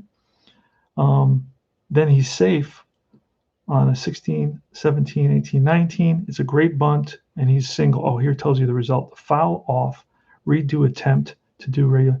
Okay, this is just to do a bunt. I got to figure this now over with, because if it's a strikeout on the card when I roll on the player card, if it's a strikeout, or on the pitcher card, actually it's on the pitcher card. If it's a strikeout, that means I have to half the strikeout in half. So then when I roll my 20, and it's going to be the batter's strikeout rating in half, and of course whatever the D20, the result on D20 is. So it's really complicated just to lay down a damn bunt to get 4 main results. You made it super complicated, forcing me to add and subtract and calculate and move from 4 to 3s and from 3 to 2s. I really, personally, for me, it's too much. It's over the top. It's you could have something abstract, some things, and there's very little abstracted. It's just this is their the rare play chart, which is basically an injury chart. So anytime you roll on that, it's going to be an injury chart. So if you don't play with injuries, you can pretty much not use it. But this is another game. That's inside pitch. And yep, that's it, man. So so then you have the 2-strike bunt option. This is another one. Many players like this option, but it has more rules to follow. So there's another little box. You can use it if you want a little bit more depth in bunting, if you live for bunting, But I have an idea for guys that really want, to a bunt. They should create a game called Laying It Down. That would be a great, and where it's just a game about bunting. Just that you get the best bunters, you set up the best 9 bunters, and you roll dice. And that would be cool, but and listen, I'm not disrespecting the art of bunting, which is 50s, 60s, well, I guess 40s. I don't go that far back, but I think definitely 60s and 70s had a lot of bunting, and I'm not disrespecting bunting. It was definitely a skill that was part of that era. But like I said, I do it with when I play older teams, I kind of do it, but not all that often, and I like it to be pretty much simplified for me. So anyway, got a lot of comments. Hardly anyone calls enough bunts, but they were built in the cards, and you'd feel, well, since it's an out, at least I bunted the runner forward. You'd feel like it's a benefit. Yeah, absolutely. Yeah, the pitcher batter park interaction, IP is the best. Absolutely, IP has a good pitcher batter interaction. Not saying anything about that. That's anytime you get, it's just and it has a lot of drama. It has a lot of, the range plays are really good. I really like the range play. Are you going to catch it? You're not going to. They simplified that. They just made a roll of a 6. If it's lower than it's equal to or lower than the fielder's number, he catches it. If it's above the fielder's number, then it's a hit, and it could be a double. It could go for a double. That's great. I mean, that's genius. So you added depth. You kept it simple, just basing it on a D6, basing on one other number, the fielder's rating, and so on. So absolutely, I'm going back and reading some of the comments. Classic replay is the way to go. The new game is fine, but Tony has nailed why the older version more than Pete's version. And it's not Pete's fault, by the way, David. It's not Pete's fault. What happens is there's pressure from us, the gamers, start saying, hey, why doesn't your game have this? Hey, why doesn't your game have that? Hey, your game doesn't do this. Hey, your game doesn't do that. So we drive them crazy, and they want to satisfy us. They want people to buy their game. They want to be, so they're like, okay, let me add this little modifier. Let me add this other modifier. Let me add this other modifier. And all of a sudden, now you got an unplayable game. You went overboard. So scale it back, man. Scale it back. Make adjustments to your game. If you find that you went overboard at some point, scale it back. The good thing with replay, you don't have to use that. When I play replay, the modern version, I don't use none of that. I don't use any modifiers. I just use straight up from the card. I add the numbers. It's a 14 on column 2, whatever it is, ground ball or fly ball, whatever it is. 18, I think. I'm learning a little bit. I only played 2 games again. I played more replay, but it's a really great game. But all right, hardly anyone calls enough bunts. Douglas says, I also like the strategy roll. Okay, my take on the strategy roll. I'm having to roll an extra die all the time, and I only use it once a game or twice a game. Because first of all, you can only do a hit and run a couple of times a game. That's standard. You don't hit and run all the time, right? Because line drives are usually double plays, and it's just something you don't do all the time. You do it once, twice, maybe three times a game if you're aggressive, right? So, but if the thing's always coming up and it's coming up with guys that strike out, because the strategy roll is just a random thing, and it's just telling you, okay, you're going to bunt now. But wait a second, it's my cleanup hitter. Why am I rolling strategy roll oh no, but it's only optional. The strategy roll is only optional. Then why am I doing it? Why don't I just know I'm only going to bunt with my last place or my eighth and ninth hitters? That's it. If there's a runner on first, if it's a close game in the late innings, otherwise, I may not bunt. If I'm up 5-0, I may bunt. I may not bunt. Who knows with my pitcher? It depends on what kind of hitter my pitcher is, right? If he's a decent hitter, it depends. If there's two outs, I can't bunt, right? So, I don't need the strategy roll to not tell me to bunt right there because maybe I do want to bunt. What if your pitcher's up? Now the guys will tell me this is what the guy's response to my. So I listen to what guys say, right? That's why I like, when I talk, I'm basically confident in what I'm saying because I listen to guys all the time. I talk to gamers all day long. So basically, they tell me, well, you can call it off. All right. Well, then why am I doing it? Or you can basically do it even though it didn't come out. The roll didn't come up because let's say there's first and second. It's in the third inning. It's a 0-0 game. There's nobody out, and my pitcher's up. But my strategy roll says to hit and run. Well, no, I'm not going to hit and run. That's what the guys tell me. Yeah, you don't have to hit and run. You can do whatever you want. Okay. Well, then I'm going to bunt. Good. Why am I rolling every play of the game for a strategy roll? It's not every play of the game. I think you only roll it when there's like a runner on base, right? I don't remember. I don't do the strategy roll. So then, okay, so Ricky Henderson's on base, and I'm rolling the strategy roll. It says, oh, you can steal. I need the strategy roll to tell me I can steal with Ricky Henderson who has 100 stolen bases. No, anytime he's on base, I'm going to try to steal because the guy had 100 stolen bases. He's going to get thrown out. Some games he's not going to get on base. So you better try to run with him because otherwise you're not going to get close to your 100 stolen base. And if he gets 110 or 115, hey, I'm still good with that. So the strategy roll makes absolutely no sense to me. I explained why, and I've had back and forth discussions where guys get testy. They don't like people giving their viewpoints and having something to back those viewpoints up. They get upset. They get frustrated. I don't know what it is. But I've had back and forth on these sites, and I say, why do you do this strategy roll? And they always have, it helps. I'm not sure the reasons they give, but the reasons never make any sense to me. So it's like, I don't need you to tell me when to hit and run. I don't need you to tell me when to steal a base because I steal a base with my stolen base guys. If there's a guy that has one stolen base, I'm not going to roll 20, 30. No, if you're probably 30 times a game, because you don't always have guys on base. I'm not rolling 30 times a game for you to tell me I got to steal with Ron Hassey. I don't need that. I don't care if Ron Hassey steals. I'd rather have it on his card. If he had 11 stolen bases, I'd rather have you tell me, oh, you rolled here? Okay, now you can try to steal a base. I'd rather have that than me having to roll 30 times in the game to eventually have a stolen base on Ron Hassey. Okay, he's going now. It doesn't make any sense to me to have to roll X. And plus, IP is already a game that you're rolling like crazy. You tons of rolls, which is fine because the rolls make sense. It's a good game. Don't get me wrong. It's a fun game. I play in the league. I enjoy the game. There's some things that really get under my skin I don't enjoy, and some issues with base running. Not all issues with the base running. The infield hits are good, or hits through the infield are good. They're clear. He should have used that system more for the outfield, but he didn't. He should actually kept one system. If it's hit to right, if it's hit to center, if it hit to left, you would do this, and then he could have some mini variation on there. But a 2-out, a fewer than 2-out, variation. But he shouldn't have gone to, hey, it's a +2 if you hit it to right field. It's a plus, it's or a -2 if you hit it to right field. He shouldn't have got into that. And then plus the base runner's arm. You got the right fielder's arm or the outfielder's arm. You got to calculate that. Then you got to play that against the base runner. all those calculations are, again, you know how I feel about all these calculations.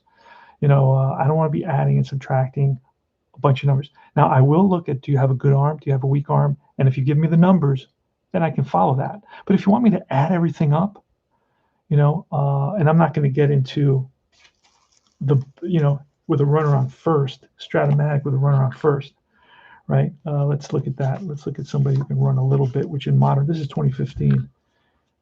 All right. This is actually a good space stealing system here. The star, it's a star 6 / dash parentheses 20-12 parentheses, right? This is not a bad system, except you got to read all about that, what everything means. But there's a whole thing. You hold the guy, right? So a lot of guys will tell me, and it's just a gaming system. They go, I'll only hold guys who are I don't think I have any A's. This is what team is this? This is the Angels. Let me see. Trout is on this team. There he is. Okay, so stealing he's only a C stealing. How many stolen bases do he have? Holy crap. He stole 11 bases in 2015. Wow, that's it. All right, well, he stole 11 bases in 2015, so he's a C. So you wouldn't hold Mike Trout. Based on what guys tell me about Stratomatic, listen to this. Tell me if this makes sense to you, okay? Tell me I'm crazy. So you're not going to hold Mike Trout. In reality, because he's a C, guys will say, well, I only hold A's and B's. You only hold A's and B's. Okay, so in 2015, Mike Trout is a C. So, but he's 17 speed. So what does that mean? That means you're not holding Mike Trout.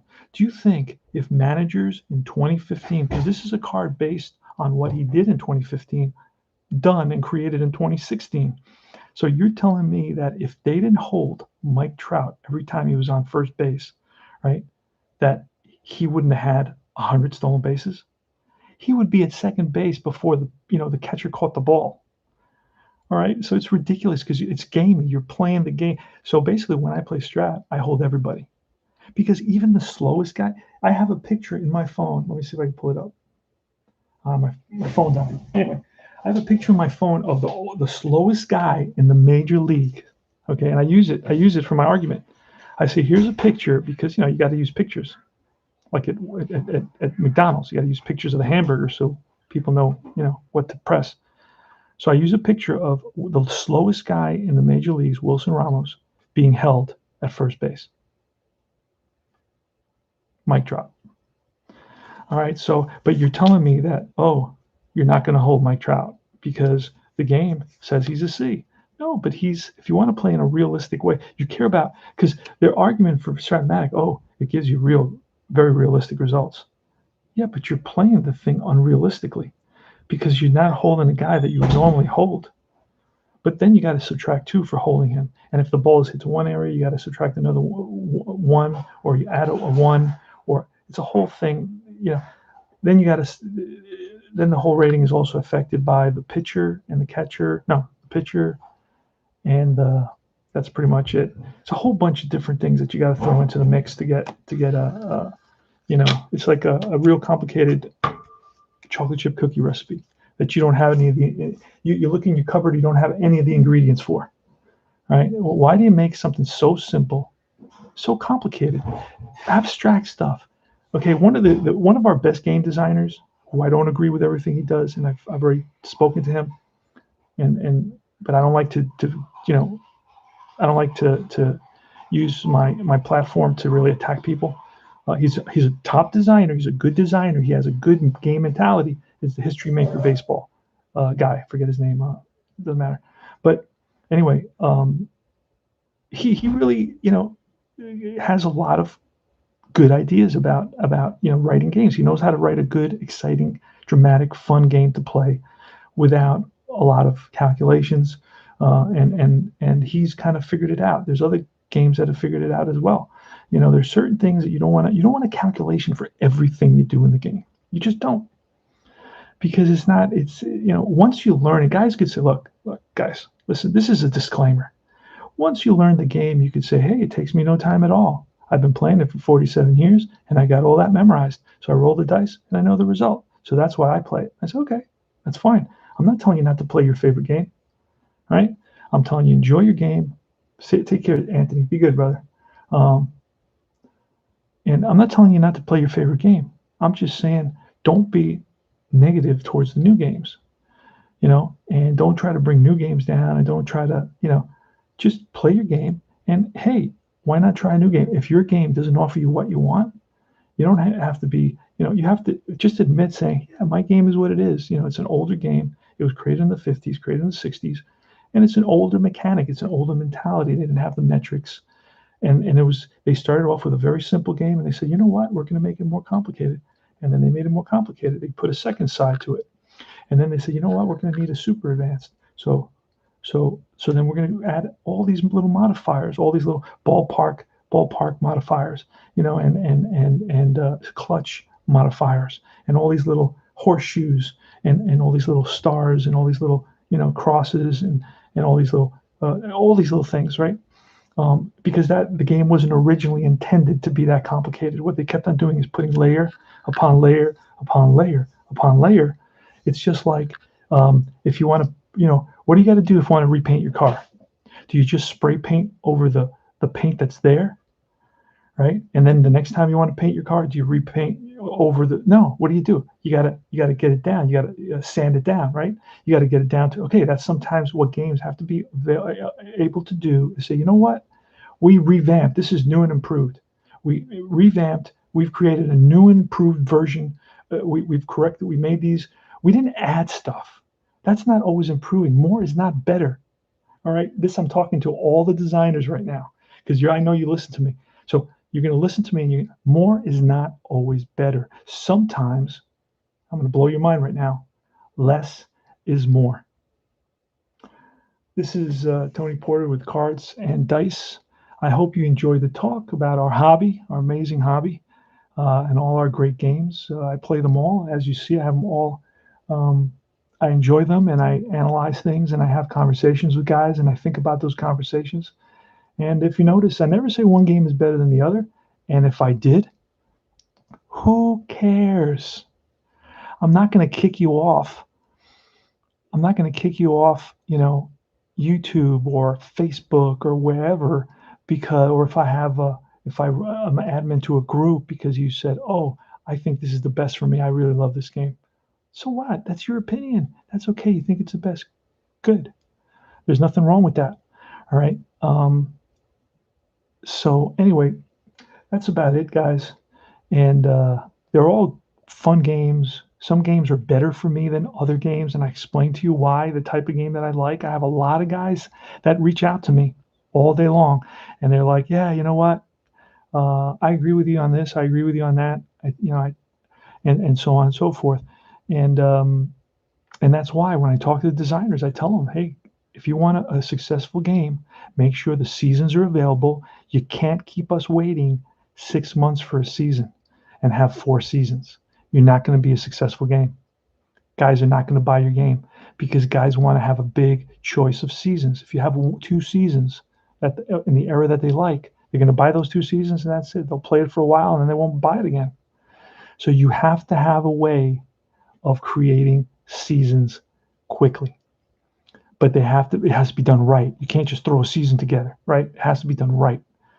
And really, ultimately, the best way to do that in 2021 is using a computer, using a program, somehow having somebody help you create a program with algorithms and so on and so forth that is going to be able, you're going to be able to put the stats in and spit out a season right away. You can't work 6 months on a season. You know why? This is the best reason why. Because if you can create 2 seasons a year, in 10 years, you'll have 20 seasons. By that time, we'll be in 2030, and half our guys won't be here anymore. And the guys that are here, may not be in a condition to be rolling dice every day or every other day. They may roll it once a month or who knows. All right, so if you want to be a successful game company, it's not about making money, it's just being a successful game company. If money comes with it, great. But if you want to be a successful game company, You can't solely rely on novelty items. You can't be doing just novelty stuff all the time, okay, and just naming them something different, okay. The greatest players, or the greatest teams, or the enemies, or the this or the that. Those are just, you know, that's like bait and switch. All of a sudden you get there, it doesn't offer you really very much, and you want to buy a season, and you can't buy a season because they have no seasons. What is that? I never heard of a store with empty shelves. I mean, it's the worst days of communism. When there was just anyway. This is Cards and Dice TV. This is Tony Porter. Hope you enjoyed our presentation of Fall Classic Baseball and all the chit chat about compare and contrast of our games we learned with, and I mentioned some more modern games, and I believe a better game is when a developer says, you know what, I redesigned this, guys, and you're going to really like what I did. And if you don't like what I did, the old one is still out there, and you can still use that. But I redesigned this because overwhelmingly I felt that a lot of voices were saying it was too complicated. It had too many computations, and I simplified it. I made a simpler version, so you can have the basic version, you can have the moderate version, and you can have the advanced version, right? So, and that's really ultimately the way to go. But you don't want to make the three of them, complicated either. And you want to have a real, layered, complicated advanced version, and then a layered, even more complicated super advanced version. That's not solving your problem either. But at least if you can rewrite stuff and make corrections, say, you know what, I simplified this, I did all the calculations for you, and I turned them into a D6 roll. So you don't have to calculate 12 different things before you roll. It slows you down. It slows down the game. And sometimes I feel that it damages the drama, because the drama isn't in the computation. I think the drama is in the die roll, is in the anticipation of what the event is going to bring you. Is it going to be a successful event? Is it going to be an unsuccessful event? And that ultimately is in the die roll. And that's why the game is what makes our games exciting. The game. If I'm playing a 15-1 game, guess what? Boring. If I'm playing a 1-1 game in the 7th inning, Jesus, I got the endorphins going. I'm excited. All right, I'm into the game. That's what makes a game good or bad.